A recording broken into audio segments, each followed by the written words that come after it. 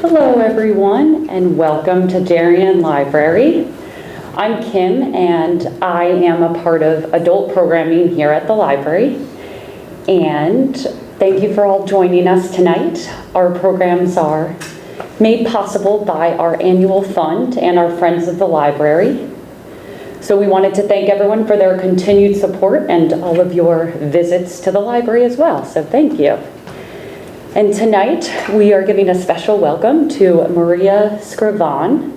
She is a syndicated cartoonist, and her comic, Half Full, appears on Go Comics and in newspapers across the US, including the LA Times. And her work has appeared in a variety of publications, including Mad Magazine, National Lampoon, Parade Magazine, Prospect Magazine, Macmillan Books, Funny Times, and many, many more. And we have learned from her website that she is a member of the National Cartoonist Society, and she was nominated for a Silver Reuben Award in the Greeting Card Division in 2015. So that is very exciting. And we are all very thankful to have this wonderful event hosted at Darien Library with Maria. So please join me with a warm welcome and have a great event.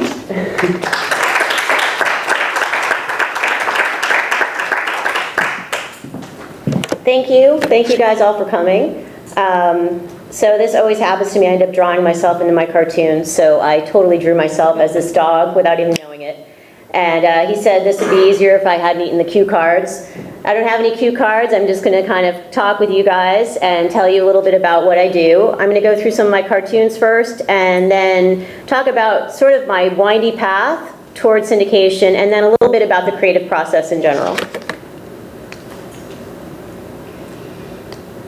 So a lot of my inspiration comes from things that are important to me. I love yoga. I love dogs. So here we have yoga for dogs.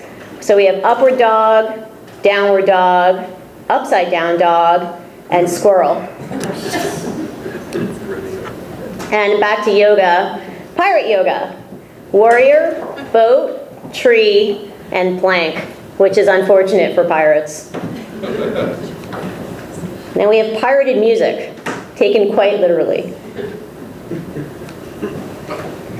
I changed Siri to a male on my phone, and ever since I changed Siri to a male, he's been forgetting birthdays and anniversaries, which is a bug Apple did not know about. I like meditation. It's a big part of my creative process. So here we have a teenage meditator. Don't roll your third eye at me.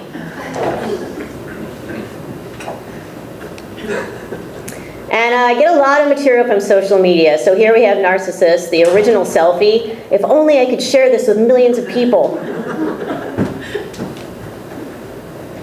And King Kong, we need to talk. We have Vampire on the Beach, past SPF 20,000. And I'm going to do a couple reading things. At least you could lower the brightness for the lions outside the library. I do a lot of gags with similar things. So there's some kind of tropes, goldfish, desert island. So goldfish, I've come to have the memory of a goldfish, so I forgot your name and I forgot my name too.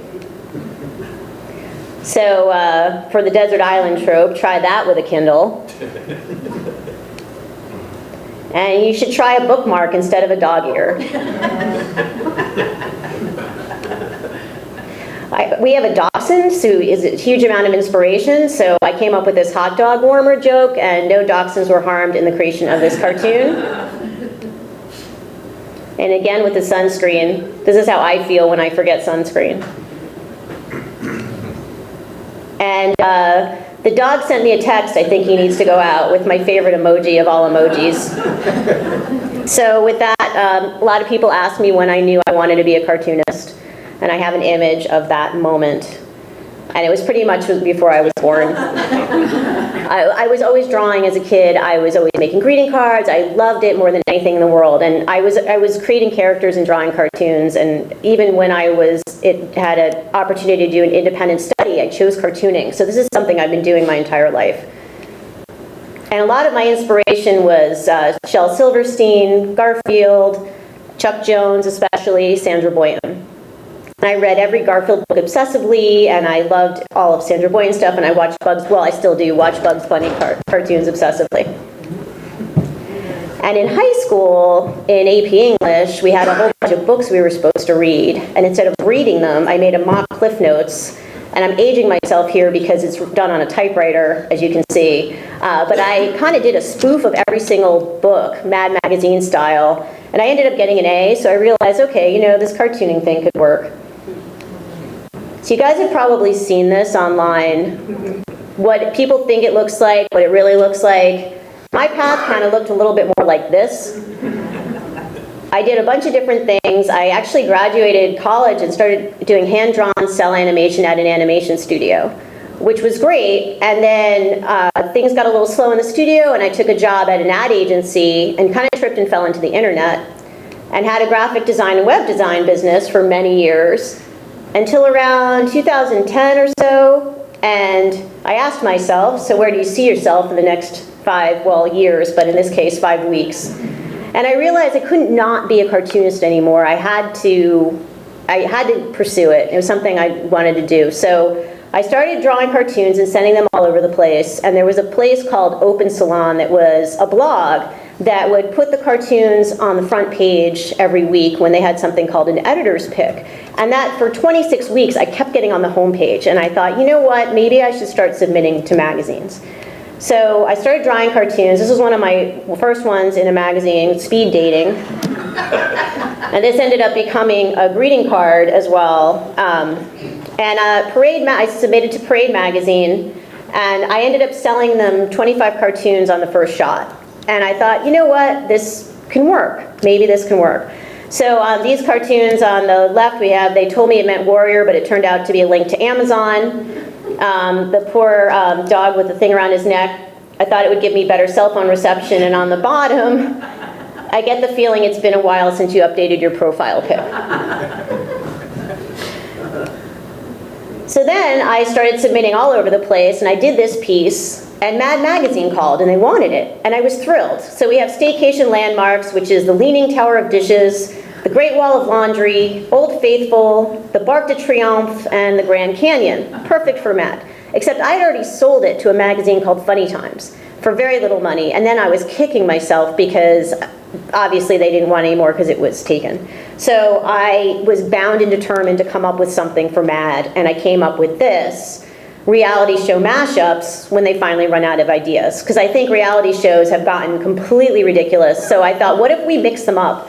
So instead of Deadliest Catch, we have Deadliest Chef, Dancing with My Strange Addiction, Swamp People in Tiaras, Real Hoarders of Beverly Hills, because if you're going to hoard, you might as well hoard Birkin bags, and The Biggest Housewives. So I was so thrilled to see that in Mad, and I ended up doing another piece about airlines, which came from a direct experience with Spirit Airlines, because they charged me for fuel. It was a $100 ticket. By the time they were done with me, it was well over $200. And I was like, well, why don't we just make everything a la carte? And so Oxygen Max, $15. Seatbelt, the Sky Mall subscription's $8. Now, because this is Mad Magazine, we have a barf bag and an unused barf bag. And one of my greatest conversations with one of the editors was, do we just put a stain and stink lines, or just stink lines? And I knew that that was a conversation, those were the type of conversations I wanted to be having. The complimentary drink is $5, and then if you want an actual seat, it's $50, and if you want one that floats, it's going to cost you $75. So I did some work for highlights. I'm sorry, I have 99 left feet, and this is nothing you should see what I do with a pencil. I do a lot of work for their puzzle books. They have gags in their puzzle books. So I did a bunch of stuff for a bunch of different magazines. I even went up to the New Yorker. I haven't sold to them yet, but I went there every Tuesday for 2 years. And then I got a stack of cartoons that I needed to know what to do with. So I approached syndicates, and I got picked up by Go Comics, which is part of Universal UClick. This was the first comic I had on Go Comics that got picked up in 2013. And shortly after that, my friend Hillary Price asked me to do a guest week for her syndicated comic called Rhymes with Orange.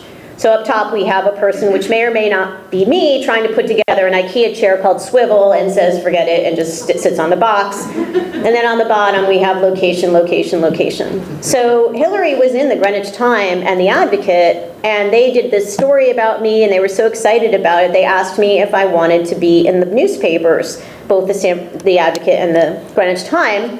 And I said, hold on, let me think about that, yes. And so I was self-syndicated for a while and then got picked up by Tribune.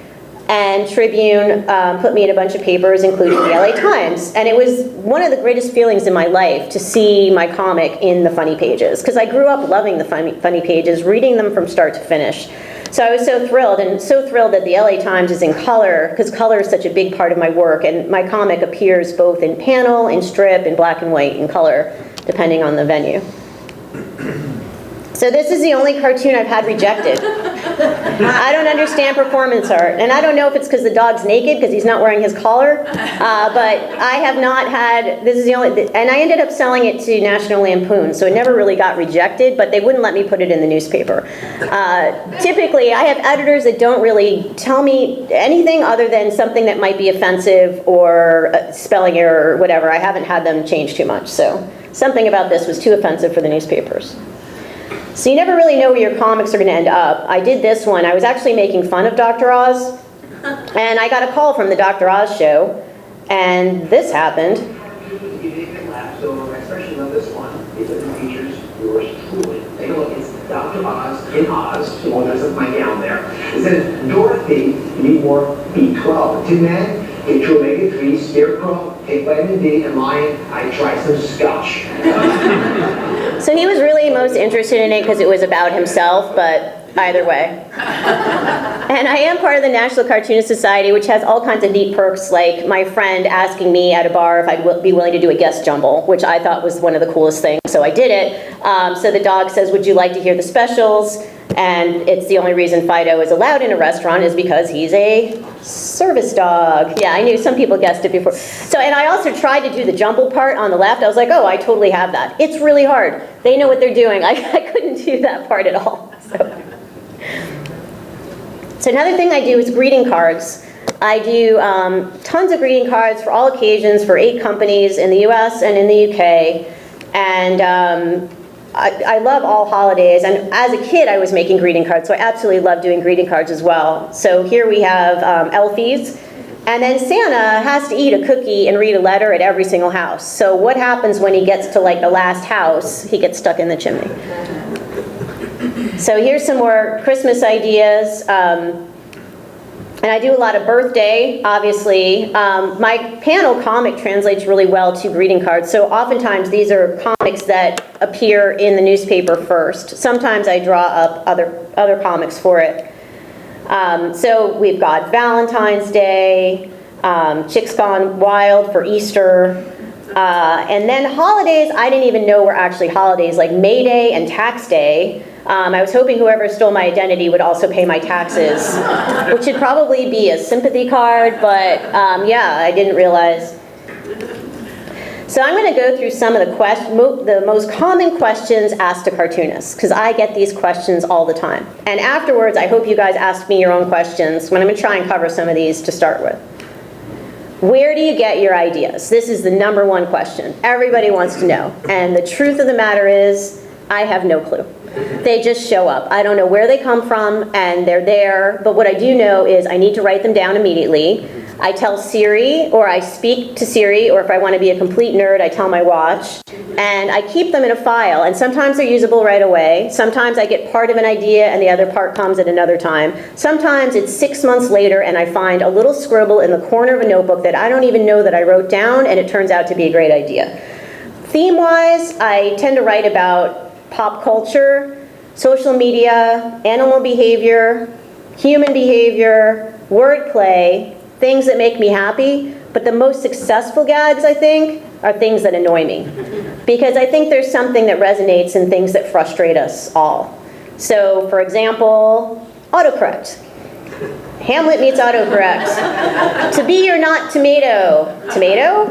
And that reminds me, I had told Siri to take down some note for me, and in my notes I found claustrophobic tomato, which was an autocorrect on his part. I have no idea what that was supposed to mean. It's not what I originally said. I don't even know what to do with it. But I find that I spend more time correcting autocorrect than actually writing, so I had to turn that into a cartoon. And social media, because I feel like sometimes it's the ether, so no one responds to my tweets, which is kind of true, but so.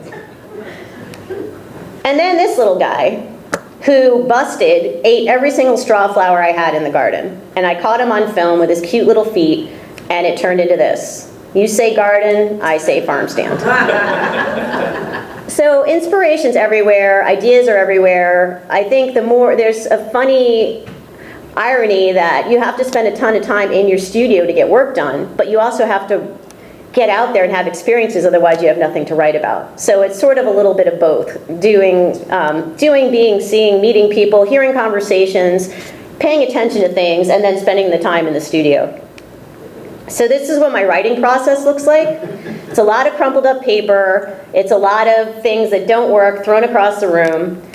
But I do linear lists like this. I kind of write down a bunch of different ideas. And then when I do my week of cartoons, I do 7 cartoons a week, I write up 25 or 30 different ideas. And I pick my favorite 7 out of those. Some of the rest are garbage, some of the rest I use for down the road. The ones that I don't use that are just terrible, I sometimes keep in a little folder just in case, because like I said before, sometimes I get a part of it and then another part kind of comes to me later. So, question number 2, what if you get writer's block? Well, with a syndicated comic where you have to deliver every single day, there's really no room for writer's block. You really don't have a choice. So there's something about having that deadline that makes you work through writer's block no matter what. So here we have the chip off the old artist block, I don't know what to draw, which happens. And I usually come up with the ideas first, although recently I found that sometimes doodling, I'll come up with a funny image and then put the gag line on top of it after. So if I get really stuck, how to beat writer's block. Number 1 is stay in your seat, because it's so tempting to get up and leave and say, I don't have anything, I'm going to go do something else. But usually it's when you get really bored and really frustrated and you start moving the pen across the paper that ideas start to come. Stare at the wall, no joke, patented cartoonist way to come up with things. You just sort of stare off into space and something happens. And like I was saying about doodling, a lot comes just from moving the pen. And the cartoonist Linda Berry talks about that a lot, just something about moving the pen across the paper. And that's one thing, I do all of my note writing and all of my work from pencil to paper instead of on the computer. I feel like there's a bigger connection between brain and hand. I use the computer a lot digitally to color. Sometimes I even ink digitally, but there's something about paper, even when I'm working on like book outlines, that kind of stuff, I like to be actually on paper.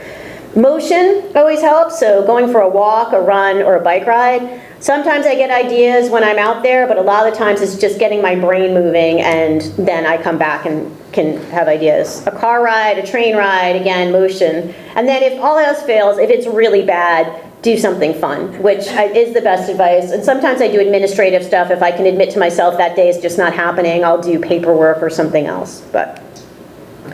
And then there's always procrastinacking. So there's deadlines, workout, or procrastinacking for the win. Question 3, can I give you some ideas? And the answer to that is no. Thank you. A lot of people say that to me, I've got a great idea, or this moment looks like a cartoon. And sometimes it does, but most of the time it doesn't, and it's hard for me to use it. I find that I do best when I come up with the ideas myself. And I don't use writers. I do all the writing and drawing myself. I don't know if that's ever going to change, but right now I love the whole process of putting the different pieces together. What kind of pen do you use? This is always a big question that people ask, cartoonists, authors, whatever. So there's 2 answers to that question. On the left is my very messy watercolor set, my India ink, my brush, and my dip pen, and a blue mechanical pencil.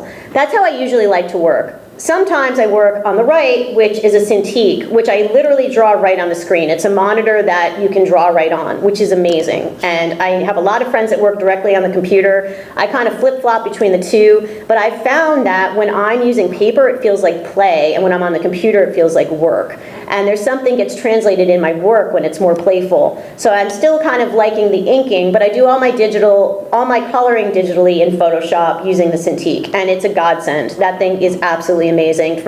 I always use it for cleanup, for quick fixes, all that kind of thing. So it's a little, people have arguments that it's faster to work digitally. In some ways it is. I notice what happens when I work digitally. We'll do a blue line, just like I do with paper, and I'll do a very rough blue line and spend a lot more time inking because I can erase. If I use paper, I do a very tight blue line and then ink carefully because I'm doing one shot with it.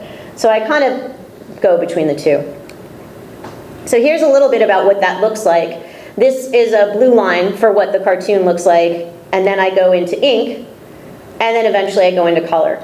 So the breakup, I'm going gluten-free. Question 5, aren't newspapers dead? Not yet.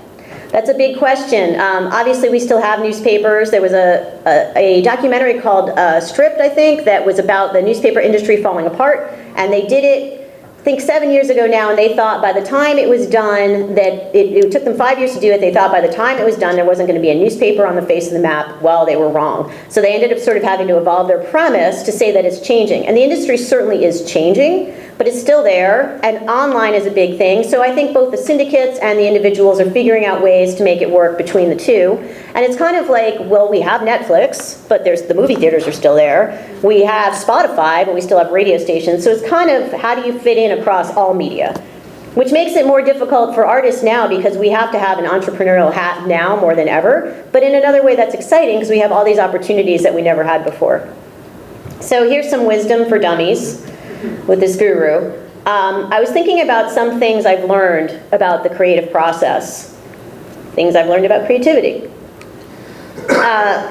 Like I said before, the best ideas are scrawled in the corner of a notebook, and that kind of speaks to the unconscious part of the creative process. Stuff kind of just pours out, and I think in a way we're just supposed to be the messenger. Ideas show up, it's our job to take them and put them down. Maybe not even think, it just sort of happens. For me, this may not be everybody, but write it down or it's lost forever. Because if I get an idea, I've got to jot it down. If it's in the middle of the night, if I'm on a bike ride, whatever. And luckily, thanks to phones, I kind of always have a notebook with me. Good things come from doodling, which is totally the truth. And one thing I've noticed, some of my best work comes out from pet projects, things that I'm doing just for me, just for fun, things that are meaningful to me. There's some sort of energy and realness to that.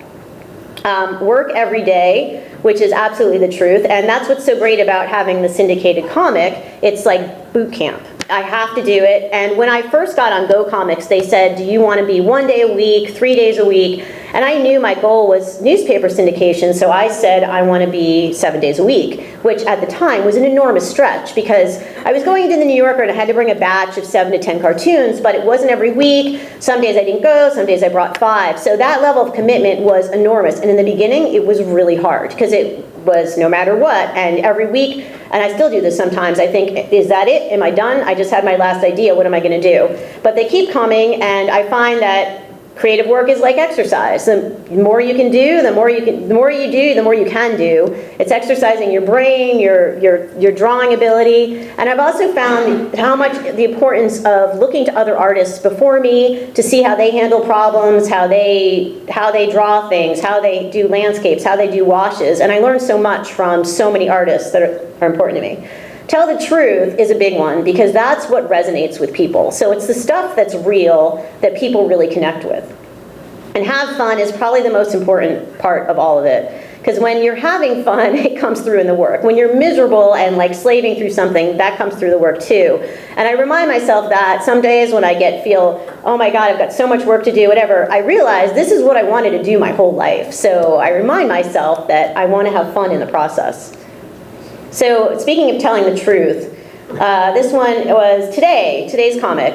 So we have a social media family and a regular family, because I think it's funny how everybody has a curated life on social media.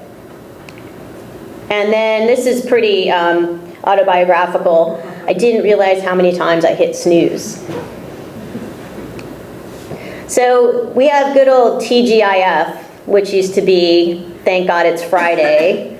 But for me, that kind of turned into OCIF, which stands for, oh crap, it's Friday. Because every time I turn around, another week's gone. And I know I have my deadlines, and there's a million other projects I want to get in between. But it also means that I'm leaping out of bed on Monday morning, excited to get to the drawing table. So with that, I will leave you with Bottoms Up.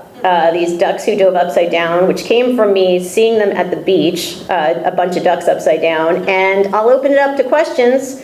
And if you want to re-ask the ones I already answered, I'll come up with another answer. And thank you guys for listening. Oh, wow, good. I'm happy right here in the front. For syndication, what's your lead time? And does that affect your ability to do something that's timely? Yes, it does. So the typical, I have a very reasonable lead time. They want dailies to be 3 weeks out and Sundays to be 6.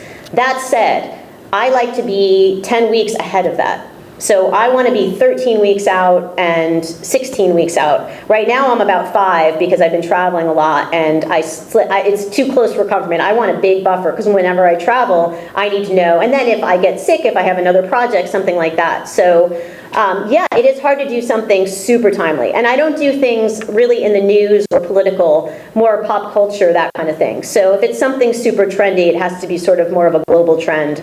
Otherwise, I'll miss it. I had an experience. Do you remember the ice bucket challenge from a couple years ago? I had a weird experience. You know, as gag writers, sometimes we overlap. We have similar ideas. We're all like picking fruit from the same tree, they say. But another cartoonist, Argyle Sweater, and I drew a cartoon probably 10 weeks out about it, and it was the Wicked Witch of the West, Dorothy wanting to throw the ice bucket on her, and it came out on the same day, which is crazy because we were both working so far out, and you know, but that's pretty much like as close to like trendy things. Yep. Did you need art training for this, or was it your own abilities? No, I know a lot of people who don't have any art training. I was a fine arts major in college, but I was drawing cartoons long before that. And at the time, I was kind of regretting not going to an art school, but I ended up going to liberal arts college, which worked out perfectly for what I'm doing, because I know a little bit about a lot of things, but I don't know anything in depth, which kind of worked well with liberal, because I got to know a little bit about everything, and having the writing background and then the art background. I also love painting, and I kind of use a lot of the fine art technique in the cartooning. One thing I love about cartooning is sort of the simplification of all of that. But I don't know that it's a necessary thing. I think it helps to have that background, for sure. Yep. Is there a story behind the name Half Full? Yeah. I couldn't think of a name. I got on Go Comics and I didn't, no, it was before I was pitching Go Comics, I knew I had to get a name. And I wanted something that was sort of like sort of an oxymoron or something, so like half and full. But I saw the name on the back of a bus, and I was like, that's great. And that's where I got it, so. Anyone else? Yes? Do you have any advice for, say, a budding cartoonist who can sort of visualize what he wants, but has no ability to draw?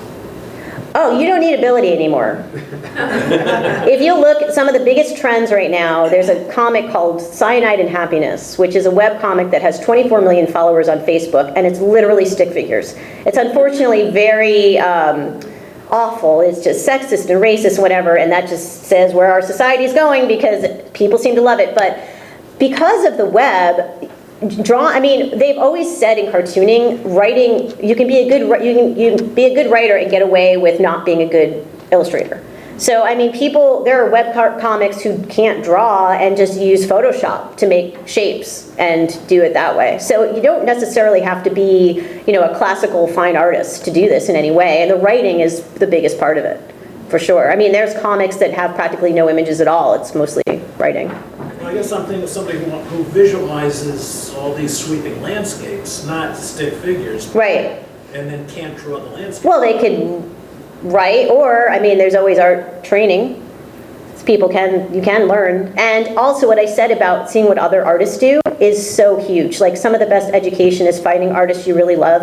And even when I was in art school, we would literally copy masters. And if you start copying people, not to, that's not your published work, that's your work, your homework, that's how you can learn. You can see, oh, if you look really close, this is how they did shadows. Oh, they used that color blue underneath a tree to make it, a depth to it. So there's a way to learn, for sure.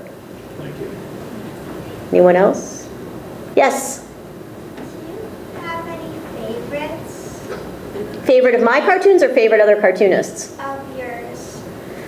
Yeah, I think the ones about my dog end up being my favorite because I love my dog so much. But yeah, I think that's it.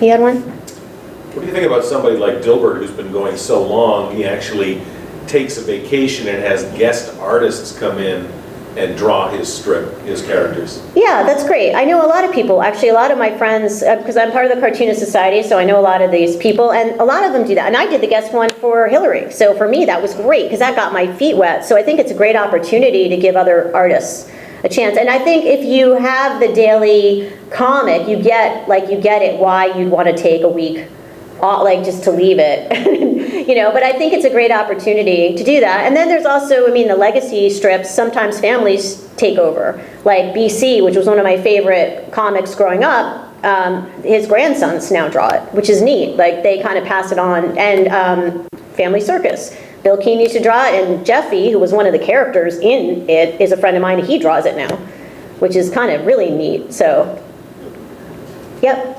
Do many cartoonists also do illustration, or have you ever been asked to illustrate a children's book or something else? Sure. Or do you just stick to cartoons? Well, it's one part of many things, and I'm working on my own children's books now, but sure, yeah, a lot of people, and I get a lot of requests for commissions. Someone from Paris just asked me yesterday to do a drawing of his family and their dogs, which is kind of neat. It's funny, the internet, right? Yeah, no, I do a lot of other things as well. It's actually kind of amazing with the comic, and the more people I meet, the more fascinated I am with what I was saying before about the more you create, the more you can do. I have friends that, one friend has 2 syndicated strips, does editorial cartoons, and has 2 kids under 5. It's amazing. People, and you just keep stretching. So I have a lot of syndicated friends who also do, children's books and middle grade books and series books. So yeah, I'll definitely keep doing other things too. Yep. Are there any graphic novels that you have read that have inspired you? Oh gosh, there's so many good ones. One that I thought was incredible was Roz Chast's one about her aging parents, which is incredible. And I haven't read this one yet, but I'm dying to. John Backdorf wrote My Friend Dahmer. Have you heard about this? He actually went to school with Jeffrey Dahmer, literally in elementary school, and wrote a graphic novel about his experience, and it became a film, and it was in Sundance. So the whole graphic novel platform is exploding, which is so amazing, and I'm so thrilled. Because it's a whole new, it's a whole new opportunity for cartoonists, and there's so many topics to explore, so. Yes? Maria, what about animating some of your work? Would you like to do that, or scare you, or? Time-wise, it scares me a lot, but very much what Ann Telenis has been doing with her comics. I've been thinking about adding a little bit of movement to my panels, just a little bit, and I have enough of an animation background to kind of have little blinks and waves and smiles and movement like that, which I think would be neat, because I think what's happening is the main place people are reading the comics is their phone. So having a little bit of animated element adds another layer of depth to it. And if you guys don't know Ann Telenis's work, it's worth looking up. She does political cartoons for the Washington Post, and she just won the Reuben, the big award. I think she's the first woman to win both the Pulitzer and the Reuben. So she's worth looking up, but she does a lot of animated work. And on Instagram, too. That's a great platform for animation. So it's something I've been thinking about. I'm just trying to wrap my head around how much time is it going to take me to do it. Anyone else? Yep. I think I've seen a documentary about this, but could you talk about the experience of going down with your fellow cartoonists and pitching the New Yorker? Oh, yeah, that was a lot of fun. I was in that documentary. In the first 2 seconds of it, just looking like a deer in the headlights, because it was the second time I'd ever been there. And I was in the office there with the camera in my face getting rejected for the second time I was in there, which was awesome, and that never made it into the movie, thank God. Yeah, it was really fun. Bob Mankoff recently retired, so I had gone For 2 years, every Tuesday, you'd hang out in the lounge with a bunch of, well, all of my heroes, which was amazing. I'm friends with Sam Gross. I got to meet George Booth, and all these incredible, iconic New Yorker cartoonists would come hang out. We'd show our cartoons, and Mancock would put a couple aside. He didn't buy any from me, but we then would all go out to lunch after to this little place in Times Square, and it was this neat little, like, fixed menu French restaurant, and we'd go and talk about cartooning. So now, I guess the new editor, Emma, she's kind of doing open office hours, so you can kind of still go, but she's not looking at your cartoons on the spot, but you have a chance to meet her. But it's nice to go just hang out, because I think what's so funny about cartoonists is it's such an isolated industry. We're all alone. So when we get, within proximity of each other, like, we can't stop talking, because it's, somebody else to share this weird industry with. So, yeah, it's a really, really neat experience. And I was there when 60 Minutes scouted, when Morley Safer, I was sitting next to Morley Safer, and he was laughing at my cartoons. And Mancock told him not to give his opinion, but I was like, but he's laughing. So, still, but who knows? I mean, it took David Cypress 25 years to sell to them, so I won't totally give up. But I send them from time to time. It kind of fell off my top priority, but. Anyone else? Yes? Do you look up to somebody? I look up to a lot of people, and my entire bookshelf at home are all the people that I look up to, and I look at the books constantly for inspiration, and I learn so much from them. And luckily, being part of the Cartoonist Society, I've gotten to meet so many of my heroes and hang out with them, and that was like, I met Jim Davis.